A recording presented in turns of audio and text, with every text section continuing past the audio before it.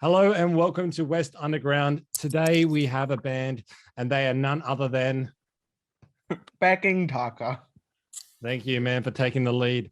I was just telling the boys how I sometimes when there's words that you that are unfamiliar to you, like I have a problem with it because then I get anxiety about saying the word and then I build it up to be a whole ordeal. But anyway, that's a story. Completely okay, man. Plus, as I was telling you guys before, like the word DH, it's really not in your vocabulary. Hey, like saying the word Yeah. dha, Dhaka. So yeah. Yeah, for sure. It's like it's a it is a like I can't even think of any examples of it in English, to be honest. Exactly. Yeah. So Yeah. But guys, like, let's go back to the start with you guys. Let's go to the very beginning and like, how did you guys come to be a band? And what's the I don't know, what's the journey from the start? well, it all started 9,000 years ago when the first dragon. No. So basically, I dude, we're all students from Macquarie University. So I came from Bangladesh to Macquarie around like 2017-ish. And through the Macquarie University Music Society, I met Max and Timo. Funnily enough, Max was already in another band. So, I couldn't really ask him out. I mean, ask him to be in my band. So me and Timo, we're like, hey man, do you like music? Timo was like, yeah. And we just started. So the love story began. Yeah, basically. Timo, how was it from your end? How what the start? Yes, our meeting, bro. Yeah. No, it was very clean. Yeah. There was a very noticeable chemistry that was like kind of healthy to me at the start, and songs can just kind of build up from our cooperation, and yeah, it was good. Yeah, it's like I would like say something and sing it like Timo, can you do this? And then he's just like doing it on the guitar. I'm like, Yeah. oh damn, perfect. And there was a cool chemistry. Then we decided, hey, let's try to start a band, man. Then we got some members, how bands go. And it was Yeah. going pretty well. But then it all changed when the Fire Nation. No, it all changed when Maxwell Measure was like, yo, man, how come you've never asked me to jam with you? And I'm like, wait, that was an option? And then Max has his other band, you know what I mean? Heavy Rock Man. So I was like, yo. But then after Max came, like started jamming with us, I feel like we started like actually developing into like a proper band, you know? And then Packing Dhaka did our first show. And then Hartley actually joined a bit later. Hartley, can you tell us your introduction to the band? Yes. Hello. So I'm sort of the youngster, you could say, of the band, and also so like the also the latest to join, but also the youngest in age as well. So and so basically as Simon pointed out, it was through Macquarie University. So again, I was a student there at the time, and I was like, man, I really want to like join a band, especially because uni is such a great place, right? So like trying to find a band because there's a lot of people there with similar interests, and it was a group. We had it still is at Macquarie called the Macquarie Music Society. So now and again, I'd like check and like, oh, is anyone looking for a drummer there? And then like these guys had a post and like, oh, looking for a drummer for an indie rock band, and like India that's right. And like, do you like the Chili Peppers and all that? Like, that's some of the influences. I'm like, yes, I'm a big fan. So, like I was keen to join. They said, chuck us a video, see what you're made of. And I sent them a video like, okay, this is like a really basic video. Hopefully, it's good enough. And then like, look, man, you did a 4x4 beat, dude. You did a. You know what I mean, dude? Like, what else? yeah, exactly. I know, right? Pretty crazy. Rock band.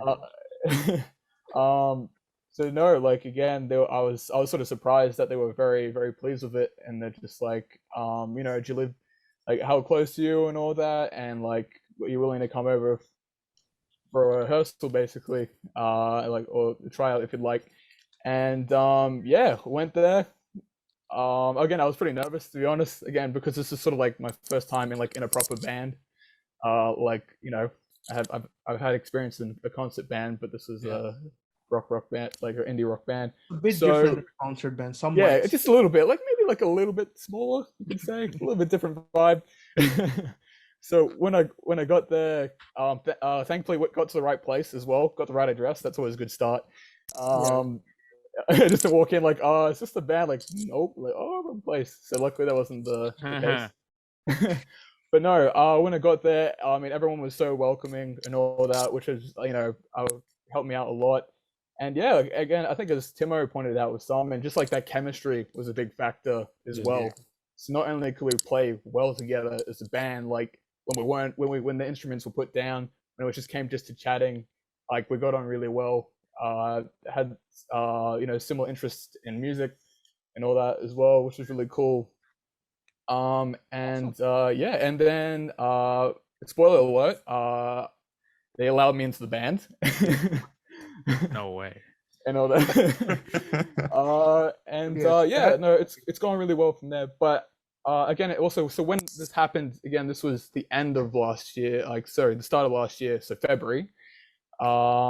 And yeah, so like it was great that I got in, but at the same time it was tough because of course, join a band, lockdown and everything. That was always pretty tough. But no, we've been doing pretty well so far, and I've definitely, that chemistry that was there originally has, sort of built more and more, which is really special. Awesome. Yeah. And Well, that's the origin. so, I mean, one thing I want to touch on the origin there is you said that you moved from Bangladesh to Australia and went to university. Like, before we go any further, what was that experience like for you? Because I imagine that's a huge move. Oh man, yeah, huge culture shock, dude. Everything completely different, dude. In terms of food, in terms of like just etiquette, in terms of like it's very different, But like, hey, it's like a culture shock, but got used to it. What was Got the used to it. biggest difference that caught you off guard? Like, just Oh man, okay, so timing, dude. When people say, yeah, man, something's gonna start at 7 p.m. and then it starts at 7 p.m.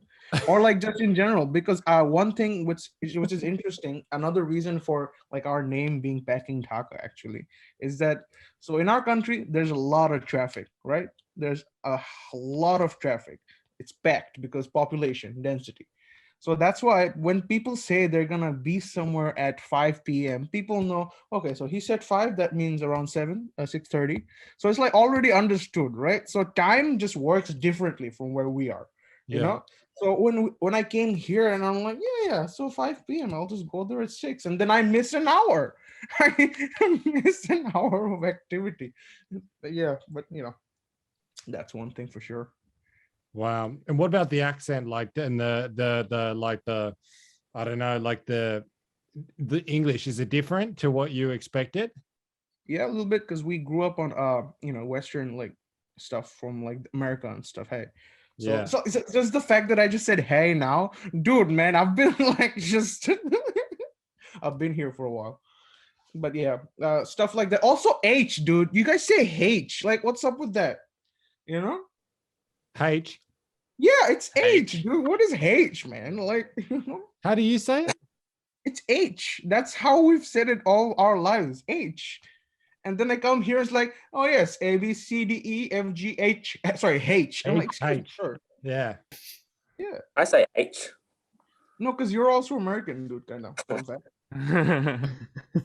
Really? Because I didn't even realize that was a thing until you just said that. That's blown my mind. My brain is going, what the fuck? Like, HIJK.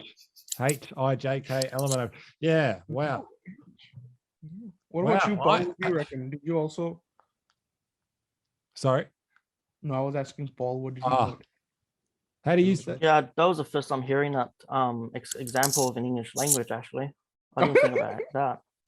It was like A. I was like, it's a letter, isn't it? Not a way of saying yes or no. Same thing, isn't it? Wow. Like, my mind is just blown. It's just taken a couple seconds to kind of take it in.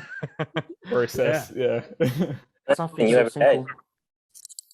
That's just something I never noticed. But what about the food? What was that transition like? We're getting off topic, but I'm just curious. No, for sure, no, because it's like a thing, hey, because but dude, food here was much more like just like fresh, man. Like in terms of like just like the fruits were way sweeter and it just like retained. I don't know. I can't remember how to say it. Like the watermelons, you don't understand. So back home, the watermelons aren't like that all the time. Like it's There's not. the watermelon so much in Australia that he eats the skin as well. Yeah, sometimes they, Yeah. no, as a joke, obviously. Yes, Oh, totally. I've seen you do it more than once. Enjoy it. Listen, man, Yeah, it's you just pretty need to impressive. sometimes vibe, like do some pranks with the boys, But yeah, dude, it's so fresh, dude. You don't understand. The watermelon here is so fresh, dude. I ate the skin, man. It's crazy. But also, like the food is a bit more like like it's not as spicy. Hey, it's obvious, of Yeah. course. But I think that was a good thing. However, when I went back home, my spice tolerance had been destroyed. So all of my friends made a lot of like they're like, "Oh, whoa, man, you go to white country and then you know what I mean?" And what about the music scene over there? Like this, what's that like? Amazing, man. Our indie music scene is beautiful. Like like for countries like Bangladesh, India, and stuff. Like there's like some amazing English like bands and musicians doing a lot of great stuff, but which like a lot of the masses don't get to hear. When Yeah. you think about India, you'll think, oh, okay, Bollywood, but like nah, there's actually awesome English indie bands and stuff. So yeah, the scene is very nice. Cool, man. Do you reckon when the world opens, you'll be able to like take the band over there and go on One and day, tour? for sure. One day, that would be awesome. Yeah, yeah. That'd be really cool. Since I've like back home, I had the privilege to work with a lot of like the big names back home and stuff like that, and so they're all very excited to see the development of the band here and stuff as well. Because if we do something here, everything our eyes go back to the home country as well. Hey, Yeah. for sure. And Max, I didn't know you were a little bit American. Oh, well, there you go. Yeah, so my mum is from America. So I am also an American citizen. I've been there a little bit, but I've lived in Australia most of my life, and I was born here as well. Yeah. Yeah, man. You don't even have it in the voice. I can't even hear it. No, well, yeah. I mean, I've lived in Australia my whole life pretty much. Yeah. I lived there for about a year when I was really young, and it doesn't, wasn't there long enough to really develop an American accent. I remember when I was really young, people telling me that I had a bit of an American accent, or people sometimes tell me now that, some of the things you say sound like, I might use the American version of a word. Like, for example, the whole H thing, like I say H, not hate. Exactly. I've never said H. Not gonna drop this, are we? Oh, wow. Well, so yeah, or sometimes I think like, oh, well, what's the Australian or version of this, or what's the American version of it? So, like, or like for example, like in the boot of the car or the trunk. Sometimes I think, what do you guys say in Australia again? Yeah. So yeah, no, I guess the English is pretty similar overall, but there's like I guess some variations on words or pronunciation.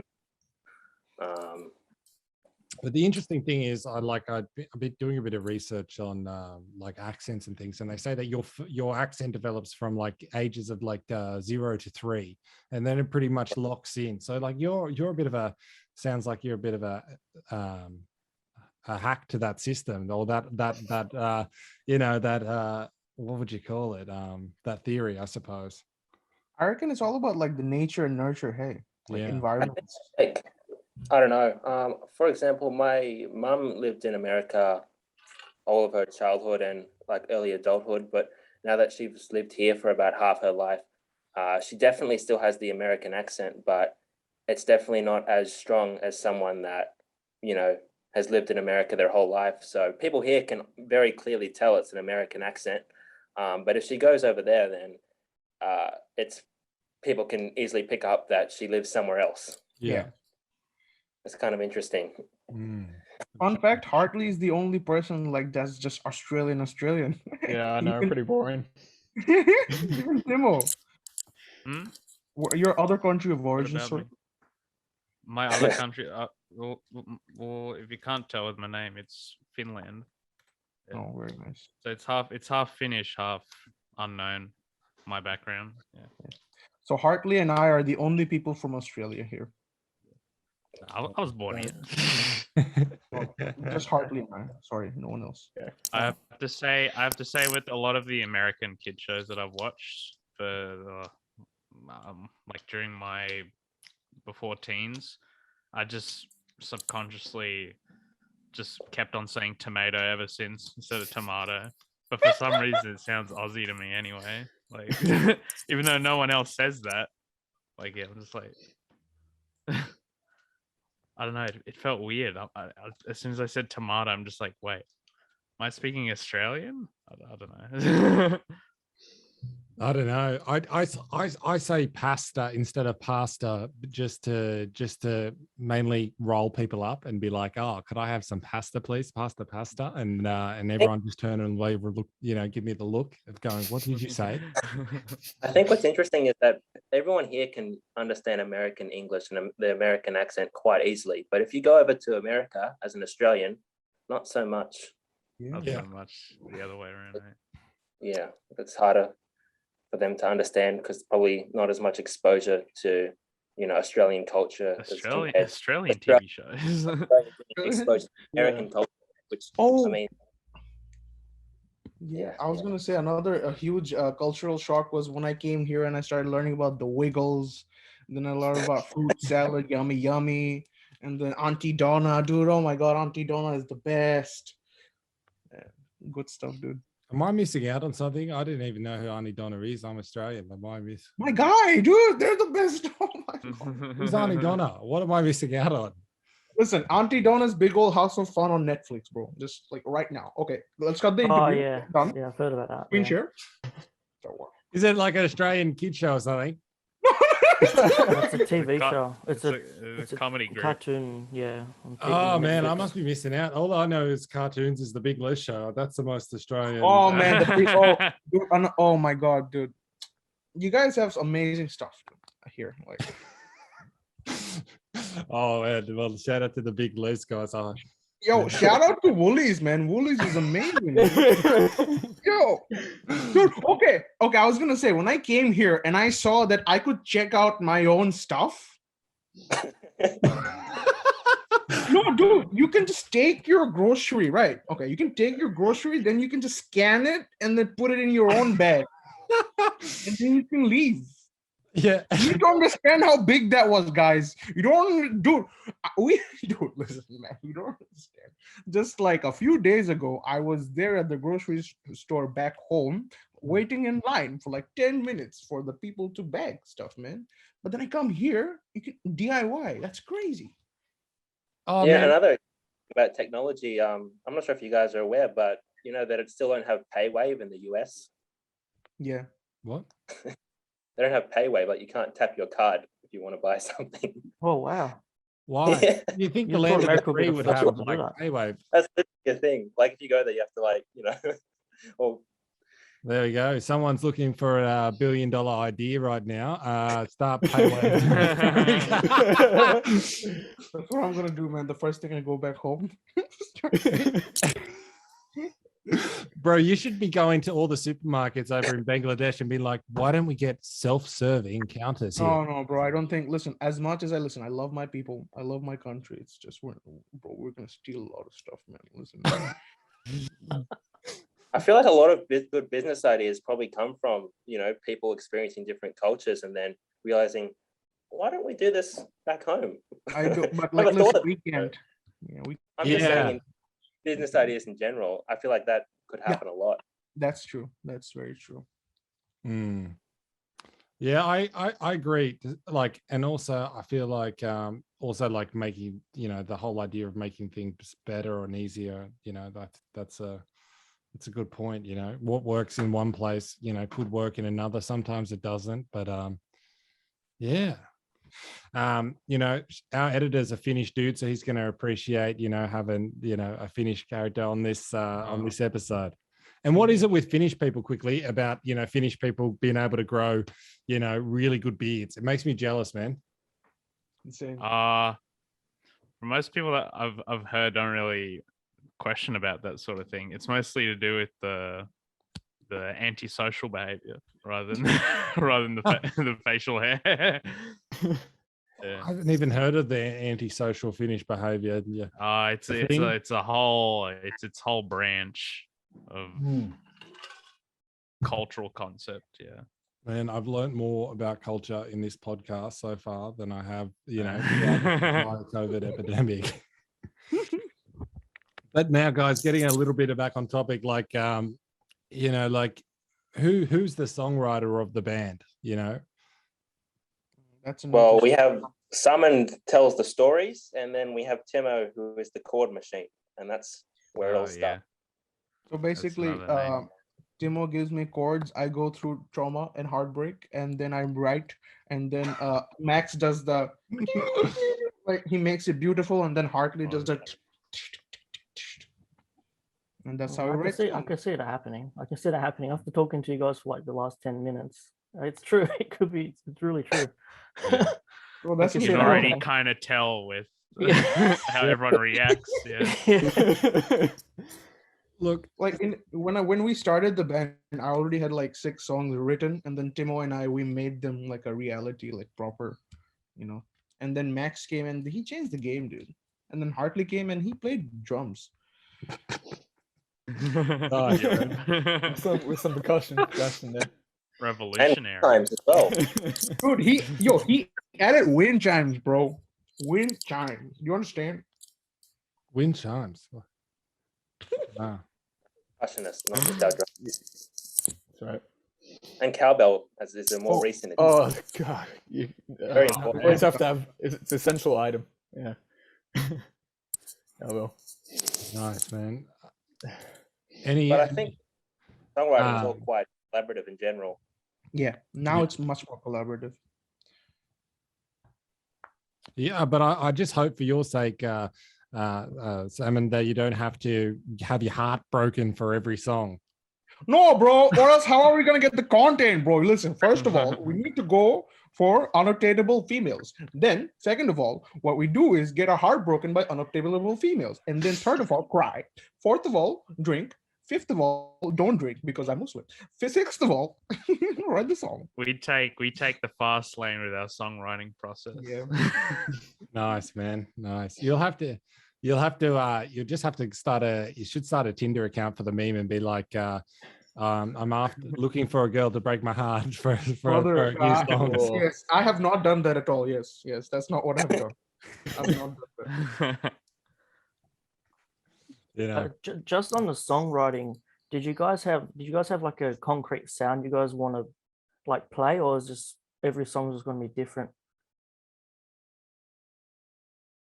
I think we have like a sort of, a boundary, like, most bands would have, but we're certainly kind of open to experimenting within that and trying to come up with something, a little bit different. So I wouldn't say we're very locked into a certain sound. I feel like we are still in the process of really finding that.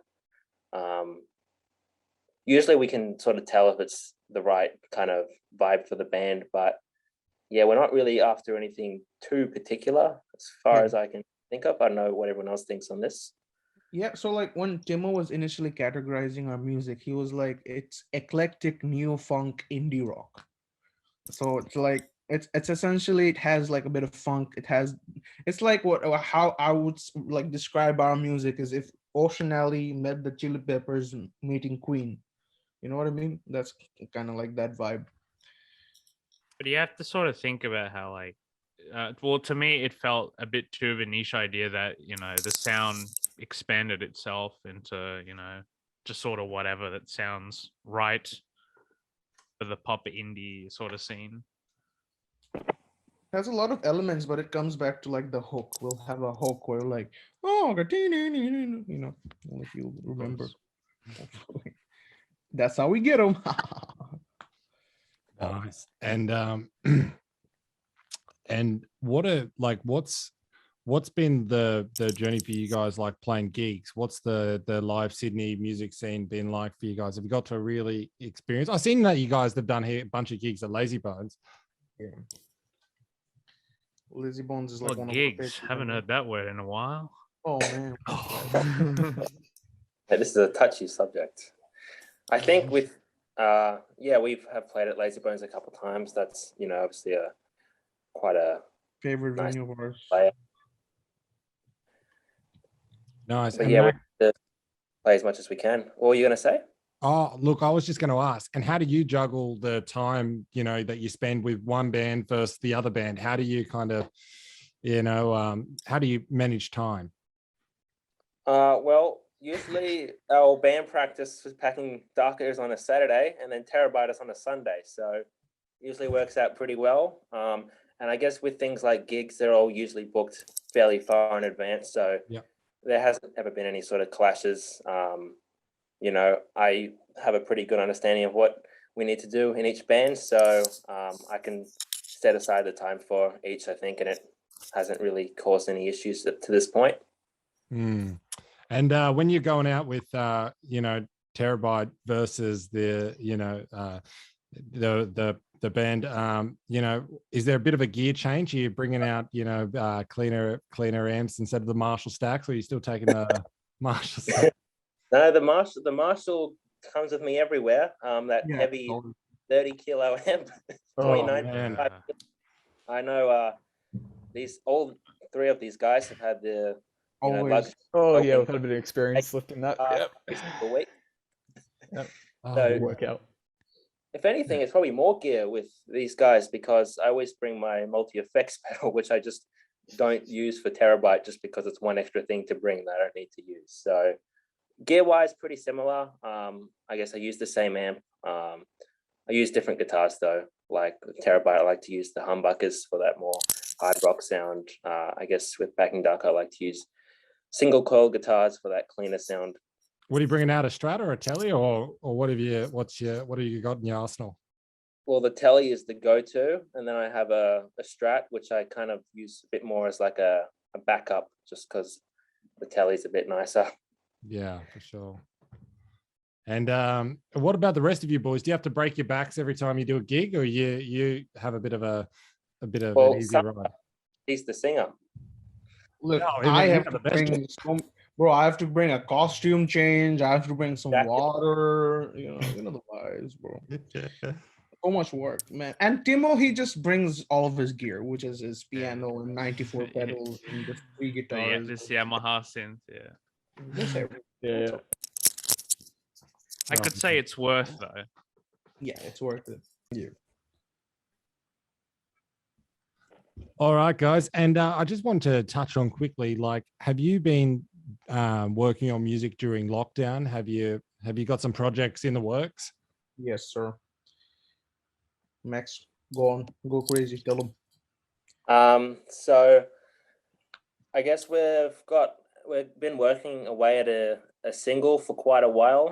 We don't really know when that's going to come out. Really hard to say at this point. Tomorrow, it's coming out tomorrow. All three. But very unlikely. So yeah, we've worked our mix, our music video, and our artwork. So that's something productive we can still be doing Yeah. while in lockdown. So I think the key is just finding what you can do and not dwelling too much on what you can't. So things like that, as well as we've just been trying to be a bit more active on social media. We're doing this thing where we're kind of having like a day per person. So we have Mad Max Mondays, which I take on. And we have New Tunes Tuesday, which Hartley is doing, where we just share new music from local bands. Mad Max Mondays is just like a rant thing that I'm starting up to do with like frustrations in like the music industry. We're going to be starting Wednesday Wisdom soon with Timo, where he'll be sharing a piece of his own wisdom. And then yeah. Fan Pack Fridays, where someone's just kind of shouting out, I guess, someone within the our Packing Dhaka family group where they help us out. So I think doing these sort of things keep us accountable and make sure we're still keeping busy. And then we just doing our weekly calls on Saturday to try and keep things some Also, sort of normality. Yeah. Yeah, no. We started this quarantine karaoke video series recently, and we actually had the good fortune of a lot of our friends actually hopping on the challenge and challenging other people and stuff as well. Like really awesome names from the scene, like Sigmund Fraud and then Noon Shift, The Bite of Terror. All of them, like did some stuff. So that was really cool. Oh, good. Nice, That's man. good. That's a good idea. Yeah. You guys should jump on it as well. All right. Hamish without the Yeah, end. you guys should. Today I'm going to be singing. Oh, go for it, dude. That's probably what I'd sound like, to be honest, man. Having a cig. But I just lost track of what I was going to say. I was going to ask. So what are you doing at home? What platforms are you doing the Mad Max Mondays? Well, look, I think it's IGTV. So I just started this Monday, and I've got one lined up for next Monday. So gotten quite a good response so far, so we're Nice. pretty happy And with how it's going. And Max, what frustrates you, mate? What riles you up? What gets you? there's a lot of things that just make me fume. But this week it was that awful feeling when you drop a pick inside an acoustic guitar. Oh yeah. Hell Nothing yeah. is that. A great sin. Oh, Just Max, disappear. my guitar I've just been too fucking lazy to get them out. So now my guitar just rattles like a rattlesnake every time I pick it up. I've got a jar of picks here, and I just get a new one and go, fuck it, I just gave up. I just was like, I don't want to fight this problem anymore. Look, we've lost. It's understandable. These things happen. Yeah. So now I just take, like, every time I go to the music shop, I'm like, yeah, could I buy 100 picks? Just give me 100. I want 100 because I just fucking lose them everywhere. So, yeah. So that's my overcoming that issue. I don't know. Is that preventing the issue or hiding the issue, would you say? Look, I would say it probably, in all honesty, it avoids me addressing the issue, rather just masks it a little bit, maybe The compensation. Yeah. Actually, while I was doing that video, it was kind of frustrating because what's really hard is dropping a guitar pick inside a guitar, but making it look natural, and you're not doing it on purpose. So there were so many times I had to, legitimately try and get the pick out of the guitar just because I wanted to get the right take of it looking natural. And so I had quite a bit of practice recently. The one trick I discovered is if you loosen the strings, it makes it a lot easier to kind of get your hand in there and kind of Get it out. Yeah. I had this issue where I haven't had this problem before, but I dropped the pick inside the guitar, and because it's got a pickup inside, it's got like wires as well. So it got caught in the wire. So even when I kept shaking the guitar, it wasn't moving, and my hand wasn't moving. So I tried everything. I got like a pencil, I got a ruler, it didn't work. So I had to loosen the strings and just get my hand in there. Nice. And does it come? Do you lose your picks on the upstroke or downstroke? Most of the time, I reckon it would be down, like when you're going that way. Just who knows? Yeah, look, I don't know. I don't know where my picks go half the time. I think little elves come into my room and steal them. I think so. Like I'll be like, oh, where did that pick go? That was on the counter here. I mean, that's the theory that makes scientific sense that I've heard so far. Yeah, because I don't understand, because I've lost all of my picks, but I never took them outside my house. Exactly. I think this is the most compelling evidence for aliens right here. Especially also, where are you, Hamish? Have you been abducted? Oh, look, I think so. Where are you? I'm not. I think it's just sure. Thing is over at Finland with the Northern Lights. Oh, okay. Doing some field work for his research. All right, no worries, dude. I'm here. All right, thanks, I got man. some help now. I'm not alone. Do you have the Northern Lights in Finland? Like, I might sound very stupid here by asking. You gotta go north, like Lapland area, like close to Norway. Norwegia. The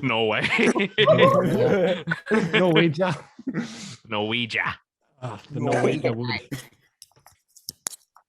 But yeah, now in terms of singles and stuff, I think we're really excited because we still actually don't have a single out, but like we don't professionally and stuff. We've had put out covers, we've done stuff, we're doing some online content to engage like our fan base. The fact that we have like an engaging fan base, we're really grateful, you know.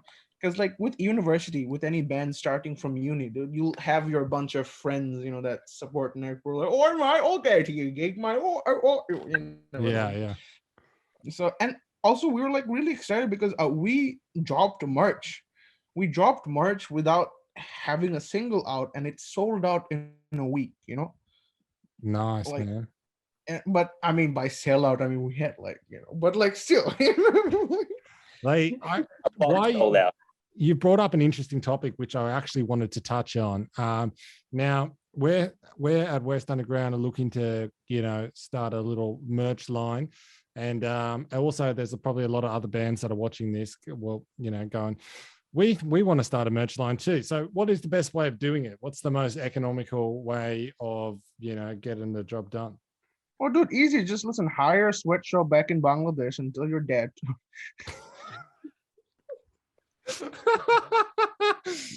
Dude, the garment industry back home is insane. You know what was really funny? When we got our merch, right? It was written "Made in Bangladesh."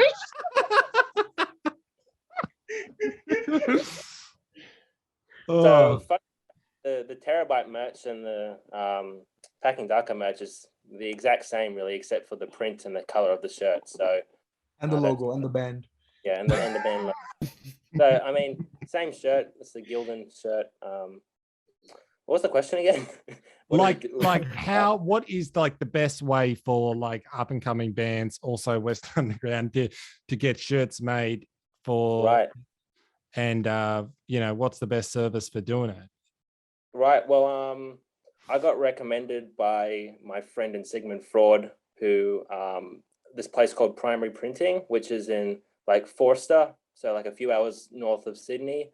A place called Primary Printing. They do shirt printing, and you know they've been very easy to work with, and they give us a good deal. And you know, I remember, you know, he knew like we were in a band and everything, and we needed shirts urgently because we didn't organize it far enough in advance. We really desperately wanted it for our gig, so it was like, you know, don't worry, I've got you. Like he got it rolling before we even paid him. So what a Insane. legend. Wow. And did you have to call and get in touch with him that way? I think I have called him before, but like, you know, responsive over emails. So good experience. So I can recommend that. But yeah, I guess just finding someone that can do merch for you. Yeah. Yeah, look, because I reckon, because I don't Good. think like stuff like that exists where like a sole subsidiary of like local bands, you know, who do that yet. yeah. Yeah, so like the shirts are made overseas, but the printing is local to New South Wales. So I guess it's good as well because when it's local, the shirts don't take too long to get to you. Yeah. Yeah. They can get quite quick, and there's no expensive fee. So yeah, it's worked for us so far. Yeah, because we've been looking at it, and there's a couple different ways, and I think like most people will find that there's like the way of setting up a shop and having like somebody take more money for taking the role of being the distributor as well. Like you can get like a company to send out the shirts, or you can take it upon yourself to order the bulk buy of shirts, and then everyone who I've been asking, you know, gets it at different companies and all that kind of stuff. Yeah, like for us, we haven't like got anyone managing, like any company managing distribution or inventory. Something I've thought about, but like I feel like if you can kind of do it yourself, it's probably easier. I mean, in terms of easier, like it's, you know, more cost effective, and but I see the value in it if you need to, you know, you've got a higher demand for it. But I mean, for us, we just get the shirts and then we just sell them at gigs, or you know, if someone wants them, we'll just give it to them when we see them. Or you know, for Paul recently, I just went to the post office to sort it out for him. Nice. I saw that little note that you wrote on the shirt.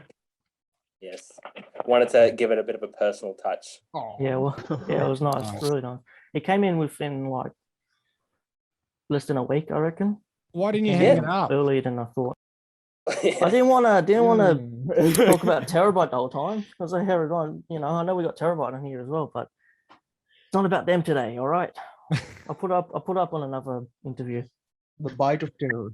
The bite of Coming terror. near you. Yeah, I was also surprised how quickly it got to you because, like, yeah, it got there straight away. So yeah, I was pretty surprised with that. Yeah. Just on the topic of music and your influences in music. Max, I know you had got the Sinister Gates custom, and I'm a big fan of Avenged Sevenfold. And when I saw you play it, I was like in awe that someone has a Sinister Gates custom. How do you like? Do you guys got influences, and did you buy the merchandise or the instruments as well? Well, I guess with the story with that's actually Ash's guitar, and I've just kind of adopted it myself. Yeah. Oh, lucky you! That's not even my guitar. I just use it all the time and have it with me. So You saved $1,000. You saved $1,000 doing that. that's the thing. So, yeah, Now, quick, sell it before he notices. Quick. How about the rest?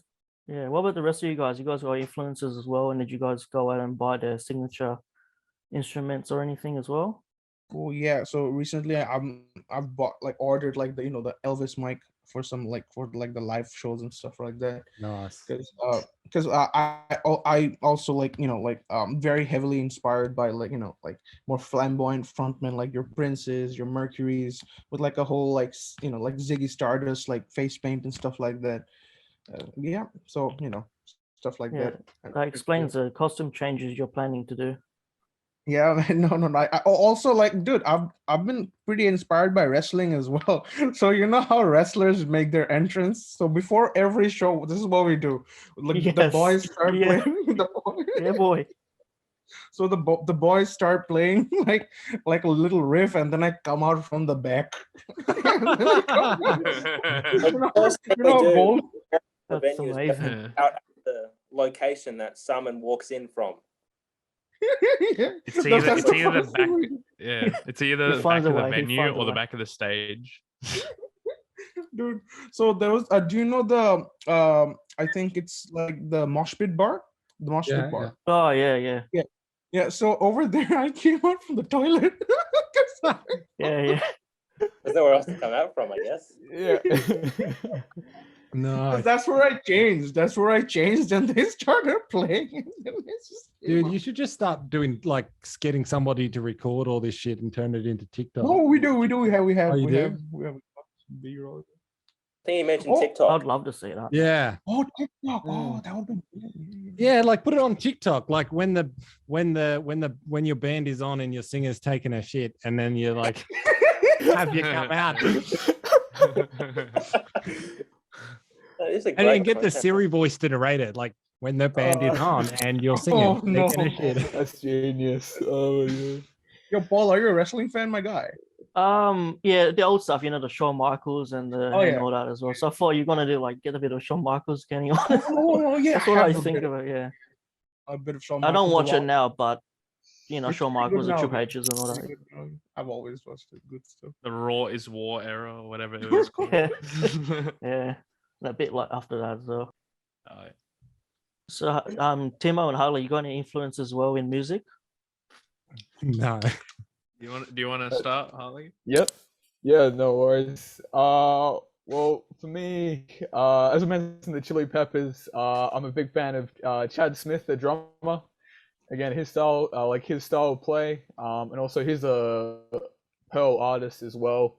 And I'm quite I think this is generally Pearl kits are quite they're used a lot. I'm a big fan of playing them as well. So for example, I use I use Timo's kit for practice, but when we'll practice together. But in my place, I've got a Pearl export, and I'm a big fan of their lineup as well. So their master classes as well. I haven't played on it yet, but something for future. So yeah, big fan of them. Dave Grohl, of course, and the Foo Fighters, big fan of them. And I mean, he's I guess you could say Dave Grohl's a bit like Timo, plays every instrument. Writes all the songs. Going back to the drum kit, the one the Yamaha Gig Maker, the one we've got at the band room, has the worst sounding snare.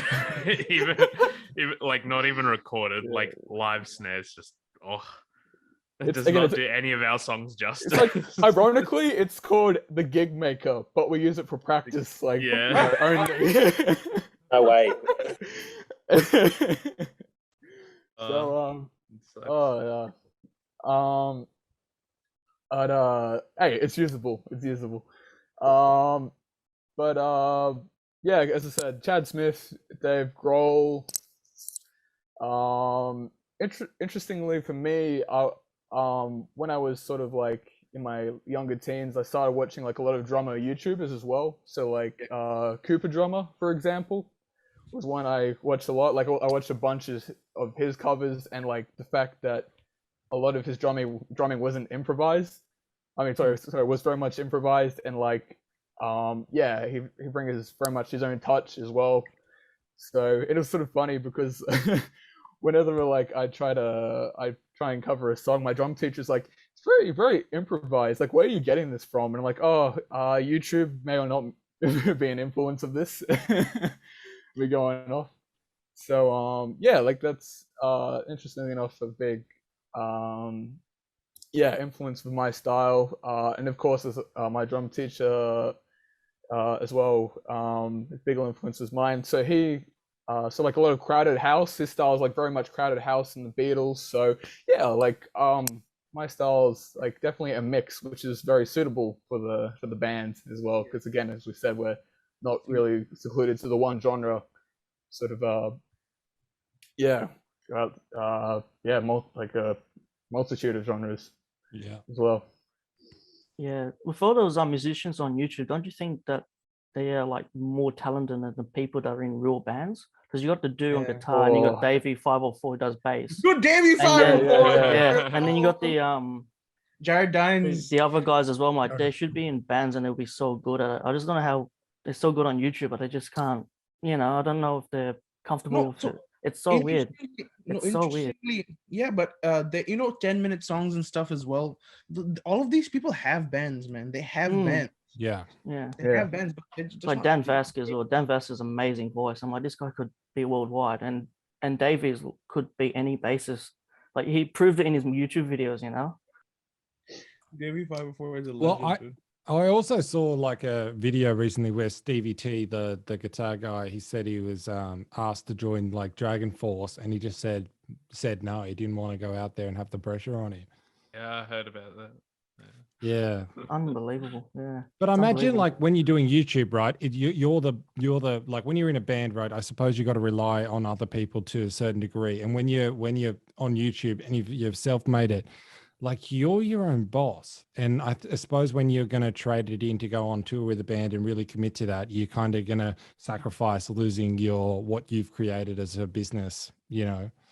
So that's sometimes my thought. I'm like, yeah, I think that's very true as well. I mean, I say the same about Cooper Drummer as well. Like he's a very talented guy. He's played in like a lot of like heaps of marching bands, for example, like his high school marching band. But no, I think it's the same thing. I think like he's just been doing YouTube for so long, and he's built basically like he's built a business from it and all. And I think if he had to do like touring and all that, it would take away from that. He'd have to sort of leave that behind a little bit. Yeah, it just goes to show the technology as well. Like the technology these days, like YouTube, you can make it on YouTube and you get sponsorship. Because we're talking to it was a badminton bond the other day, and he said that technology can be your best friend when it comes to music making as well. Do you guys use the technology as a huge impact on making songs as well? I would say so. Timo, that's your avenue. I do, yeah. Quick question: are you guys all doing it like in when you're recording? Are you doing it on Logic or Pro Tools or Ableton? I record most of the tracks off of Ableton. I used to use GarageBand because I didn't want to make it a professional thing. Just some concept ideas, but now that we're in the process of doing all these demos for us to sort of practice over and just have an idea being, conveyed through sound. It's like, yeah, all right, we got to have it professional some way.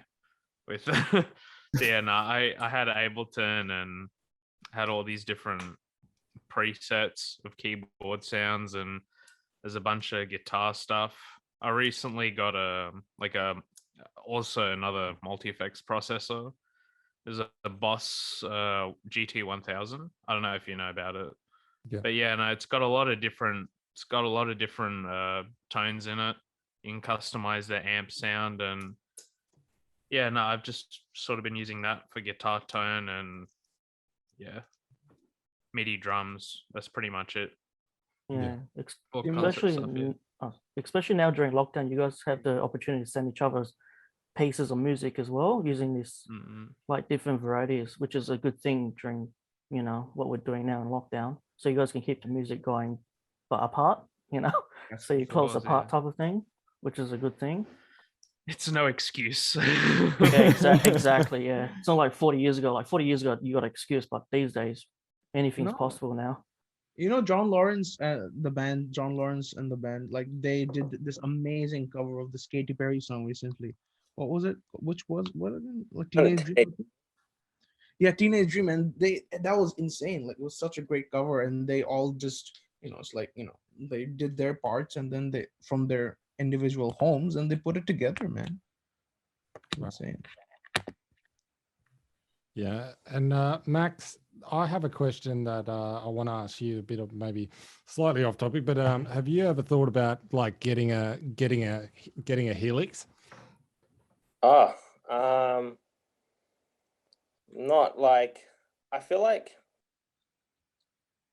these sort of things are good if you like, I feel like those sort of tools are really good if you want to record a lot with them or like go on tour with them.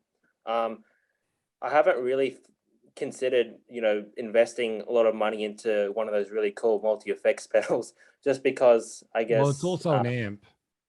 Yeah, and I know you can amp like simulator. Yeah, you mean the amp like the yeah, pedal version? like it's so scary. Like the one that's the whole the 3,000 ordeal. I played on one and scared the shit out of me because it's so you play it through the PA or something. Yeah, like, and oh. your head explodes. You're like, they've got this down to to literally science, and yeah, I thought about it. But yeah, the thing is, like, when you want to get something like that, you're also like would have to like that's even more on par with what a really nice amp would be as well. So yeah, it kind of depends if you want like that, in like that sound of having an amp in the room, or if you want like something that can just be you can kind of take everywhere, but then you need to make sure you have the technology to supplement it. Yeah, you're right. But also, like, I've wondered for guys that want to bring Marshalls around. I mean, it'd be so much easier to just to get a hollow Marshall cab and and make it appear like you're bringing the big heavy thing, but then just sticking that inside of it and running it straight out. Bands that do use like the real Marshall amps, they still have the hollow cabinets, as you guys may have seen. Yeah. You know how you those pictures where it's just like they've got a wall of Marshall cabinets, but they're all empty at the back. Yeah. Well, I don't know if it's true or not, but I heard from some person that AC/DC have like their cabinets are full because they've got it wide. So if one blows up, the circuit goes to the next amp, and that's already kind of being, because they're just blowing up these Marshalls. Apparently, that's how Angus likes it. They're literally blowing the what would you call it, the circuit board. Yeah, They have an amp, guys, that have to fix it after every show. Jesus Christ. Like it's ripping the cylinder or whatever it is. Yeah, just burning through the tubes. They're burning through the AC/DC current. I guess that's another like a disadvantage of having those amps. Like a valve could go out during a gig and then that's it. Yeah. Before, but it's always a this has happened before. Okay, guys. So one thing, so electricity, right? It's always on here. It's always on. That's not it's okay. Like I love my country and stuff, but like, yeah, dude, the electricity goes away sometimes. So what happens is sometimes you're playing a gig, and the electricity goes away. Just a blackout. No more amps. and then nothing works, man. And then we're just there. Just be me. I'll just take control. We're just there, dude. My drum kit. This Like has you happened to me twice, and it was incredibly awkward. But yeah, you guys take electricity for granted, dude. It's always here. Wow. You if you do the tour of Bangladesh, you might have to bring a little generator though to run Yeah, your backup if No, we have that. We have that. We have generators and stuff, but it still needs time to. oh yeah, I see the delay. Then you have to go to the drummer, Moby Dick, get 30-minute solo, quick. Yes, exactly, dude. Literally what happens. Now, guys, if you had some words of wisdom to people that want to start a band out there now, what advice would you give them? Timo, you go first.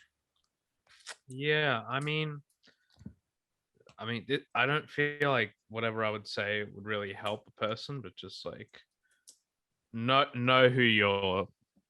I don't like to say putting up with, but know how the other person thinks with their sort of music, and yeah, see sure. see what's the right method to collaborate with them. Yeah, there needs to be a proper understanding. That's why we really, like each other in the band, because like we have like this family component to us and stuff. And like it's essentially who you get along with. If you can't get along with the people, Max says this a lot of times, where like we need to blend. You might be the best guitarist, the best drummer, but if you don't work cohesively as a unit, then what's the point? So when you're starting off making a band, you need to find people who you vibe with, you know what I mean? Yeah. Hartley? Yeah, yeah, like thanks, Max. Yeah, like I think isn't that interesting? I think we all like have the same idea as well. I think that's how we came together as a band, as we talked about like that chemistry as well. Also, again, like for me, like utilizing like platforms like social media and looking for like Facebook groups, for example, that so Macquarie Music Society, for example, or the Sydney Musician Network, or whatever it's called, I think it's something like that. But yeah, just like keep looking at those groups, and like keep looking out, and also yeah, and again, it's important as well is like to also sort of suss it out. It's like also suss out if like, are these people gonna work well with me, or my sort of is it gonna be worth it? Yeah, exactly. So that's another big thing. And also like not essential, but again, it's handy when you have played live before or in front of an audience as well. That's always very handy. As well as of course like knowing playing your instrument well. So it's like it's sort of a bunch of things combined. It's not really like one thing. Performance flair, especially for a band, is like its own realm that needs to be given a lot of study. Just like actually being on stage and knowing what to do. Very essential. I think it is for a band. Like if you're looking at starting a band, you need to find people that are like-minded and that have the same sort of aspirations as you, because that's very often the reason why people leave bands or why people split apart from each other, because the initial intent was never the same to one another. Yeah.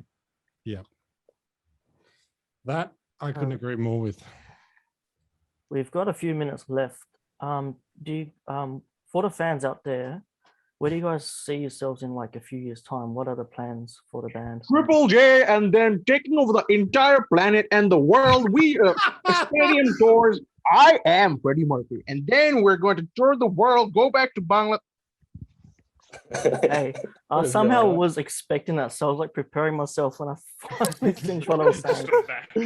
So someone has big dreams. I'm like the more realistic character of the band. So yeah, well, if he's dedicated, I like the dedication. I love the Dreamers, man. I guess I'm like kind of that in between. More so like with Simon, like again, I want us like to do like really Ocean well. Alley will open for us, and then we're going to. Open forum. Keyword open. Pretty much. Yeah, exactly. No, like, you know, again, maybe do some touring. That'll be really cool Get as well. content out, Keep man. growing Get content. songs. Content, exactly. Growing the I, audience. yeah. I reckon we have some really good songs that if it's out there, people will listen to it and be like, They yeah, will that's a good listen to song. it, yeah. For me, it's always like about setting short-term goals that will always further where you are, and then seeing where the river of time takes you. The long-term goals are so much more fun. Hey, They're so much more. Dude, Oh yeah. They don't. fortunately, they're gonna open for That's us, and where then they I'm gonna become start. best friends with them, and then go out for beers. Yeah. Yeah, it's I always how it think is, the it's fun. long-term goals are a good, fun point to start out, but And then sometimes when we meet Justin Bieber, I'm gonna tell him, you know what, man, I like your music, and then how we go. But yeah, for sure, Keen, man, we're gonna very excited to release some tunes hopefully soon, and it's a really cool experience because we're actually working with a lot of people from back home as well, from Dhaka. So like our album artist from Dhaka, like the person who's mixing it as well from Dhaka as well. So and our Awesome. editor as well. Yeah, music Hartley. video did- editor as well. Who was our editor again? Yeah. Are the police still after him? I don't know. Will Inside. we ever know his identity? I don't know. But yes, So yeah, we do have like an extended network. nice. And guys, I just got to cut you off here because we have a 1 minute and 30 seconds. What are the final thoughts before we stop this stops recording? amazing. Thanks for having us. Been following you guys for a while now. Love what you're doing during the pandemic as well. Yeah, awesome. Thanks for having us. Oh, cheers, man. Thanks for coming on. Thank you all for coming on. Thank you for giving up Yeah. your time and jumping on this Very big call. pleasure. Yeah. Thanks so It's much. all the best. All the best as well. And hopefully we can work in Absolutely. the future as well. Hopefully we That can would do be some behind the fantastic. scenes. We like to do behind the scenes stuff as well for like music making as well. So if we can get involved with your music making, get a few recordings out there as well. Ooh, let's go. Let's Let go. us know when we you're should. playing at Lazy In Bones person, next time I well. come over. Oh, we'll do, bro. Yeah, definitely be looking out for your songs as well. You guys sound really good. I like your influence, Samim. I like it. Stay positive, buddy. Yeah, I just We'll want do, to come brother. see your comedy as well. Enjoy this, man. You made me laugh. I'll get Hamish drunk enough so he can send in a karaoke video for you. All right? Oh, perfect. Oh yeah, we'll wait for that. It's funny because he's Yeah. right. It probably would happen that way. Yeah, we got no singers in our group. We got a lot of people who can like sound like other people, but no proper singers. But See what yes. happens. Thanks, guys. Have a good one. Thanks, guys. All Yeah, right. thank you. guys. Are we so much. Cheers.